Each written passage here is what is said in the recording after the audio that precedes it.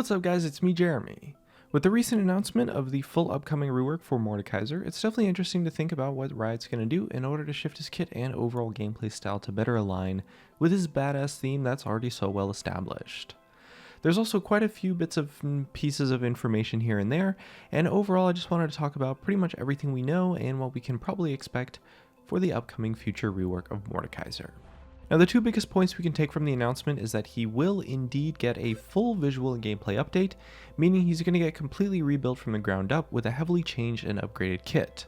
They'll also ensure that this time around they work very hard on preserving his core identity as an AP juggernaut, making sure to target him as a solo laner that fits his core fantasy a lot better than what happened during his last rework, which placed him in a duo lane in which he gave shields to people. Anyway, we know that Riot Xenogenic is doing most of the work as far as design goes, and Endless Pillows has now started helping more and more with the entire rework. If you guys didn't know, Riot Xenogenic was in charge of the Xin Zhao and Nunu reworks, which have been doing, I would say, fairly well thus far, which is definitely going to be a good sign. Jonathan, or Endless Pillows, is responsible for Xayah and Rakan, as well as the newer design of Pyke. These champions are all, I would say, pretty solid in their design, and their kits are definitely really cool and unique, as well as synergized and well designed in terms of theme. So it's definitely good knowing that these two are taking charge of the Mordekaiser rework, and I would say that he's in good hands.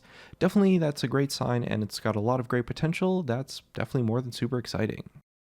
Now we also know from a thread that Riot Reeve 3 commented on that Mordekaiser will not be rebranded like the reworks of Sion and Yorick were. He'll retain his current lore and expand on it during his rework, which is actually quite cool. He definitely has a very awesome core theme under the mess that is his current design, so knowing that Riot will further expand upon what they already have is a great approach for someone like Mordekaiser. Now I'd like to dive into some of my personal predictions regarding his abilities and what type of changes they're going to make to Mordekaiser during his rework, and I think there's definitely a lot of things we can expect.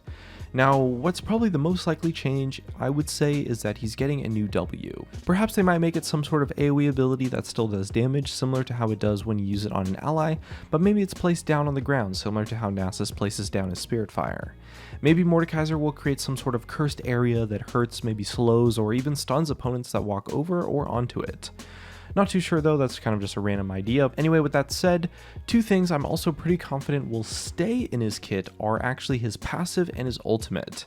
His passive will probably be expanded upon, but the base idea of his abilities converting into like this shield or armor fits his overall character very well. It's a very iconic piece of Mordekaiser's design. He's had the passive since day one.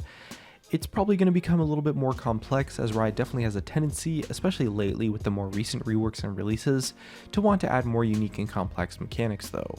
His ultimate, Children of the Grave, will likely remain in a similar form of its current state.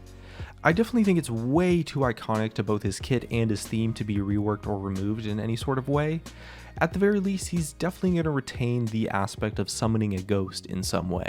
However, I'm a little unsure what they're going to do regarding his Dragon Ghost. It's definitely a really cool and unique mechanic, but it's maybe a little bit too gimmicky.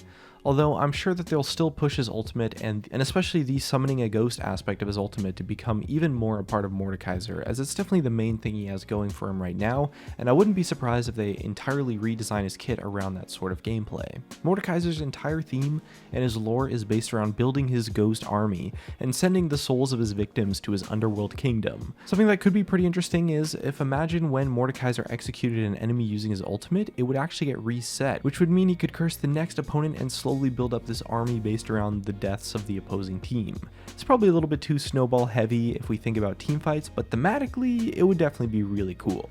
Perhaps they could balance it by having the effectiveness of each ghost reduced per each additional one he adds to the army, or I don't know, maybe that's kind of a cop-out though. However, no matter how much I want to just brainstorm ideas for his design, I definitely think something will be changed to the ghost in some sort of way.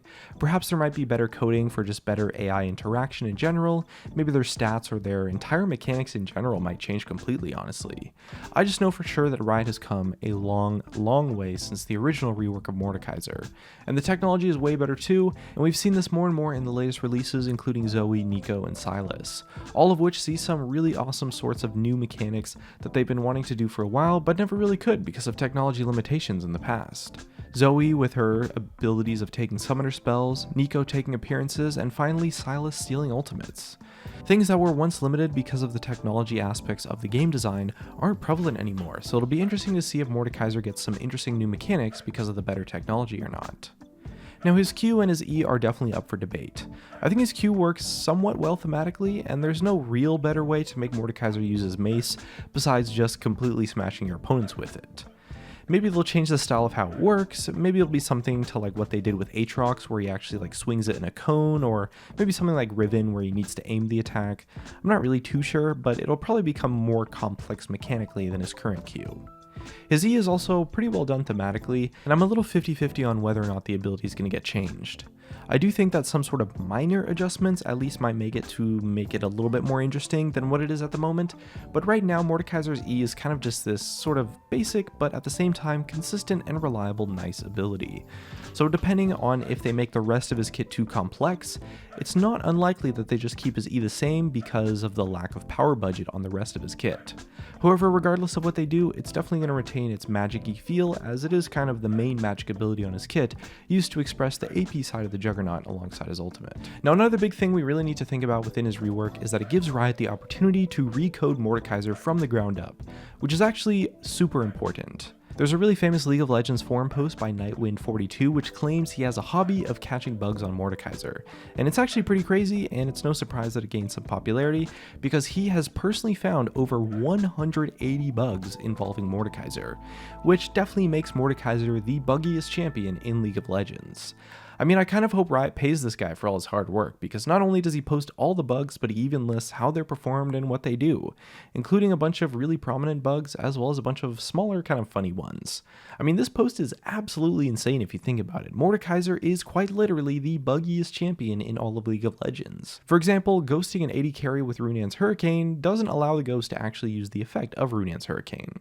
Now to be fair, I'm not 100% sure if this is still the case, as the post was 2 years ago, but I know for sure that Riot definitely did not fix all 180 bugs. The rework and chance to recode Mordekaiser is definitely going to go a long way for Riot in fixing all the various issues that have appeared and remained within the current version of Mordekaiser. Now with all that being said, that's just about going to wrap up our video for today. Let us know your thoughts about the Mordekaiser rework in the comments below. If you guys enjoyed the video, definitely hit that like button and subscribe for more videos like this one in the future. As always, thank you so much for watching, and I'll see you guys next time.